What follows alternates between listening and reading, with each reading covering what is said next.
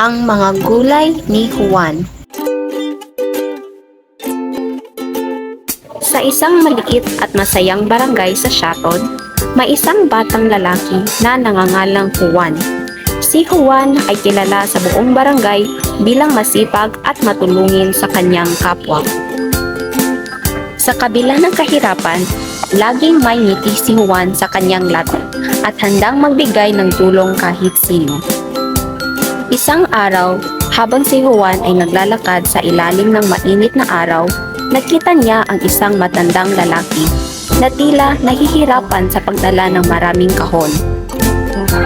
Walang dalawang isip, tumulong si Juan sa matanda upang dalhin ang kanyang mga kahon pauwi. Matapos maihatid ang mga kahon, nagpasalamat ang matanda kay Juan at ibinahagi sa kanya ang isang maliit na balde ng mga binhi ng mga gulay. Sabi ng matanda, "Juan, salamat sa iyong kabutihan. Ito ay isang maliit na regalo bilang pasasalamat sa iyong tulong.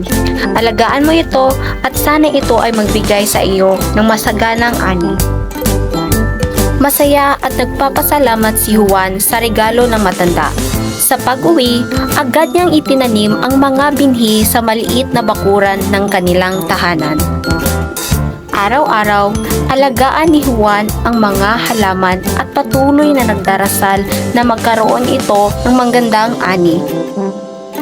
Habang tumatagal, unti-unti nang lumago ang mga halaman ni Juan at dumami ang mga prutas at gulay na kanilang inani.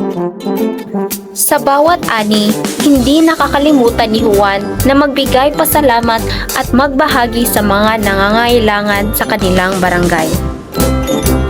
Sa bawat bigay ni Juan, mas lalo pang lumakas ang mga samahan at pagmamahalan sa kanilang barangay.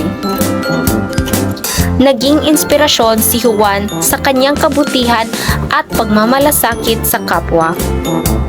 Sa dulo, natutunan ni Juan at ng kanyang barangay na ang kabutihan at pagmamalasakit sa kapwa ay mayroong magandang bunga. Ang pagiging handa na magbigay at tumulong sa iba ay hindi lamang nagpapabuti sa buhay ng iba, kundi nagdadala rin ng kaligayahan at pagkakaisa sa komunidad.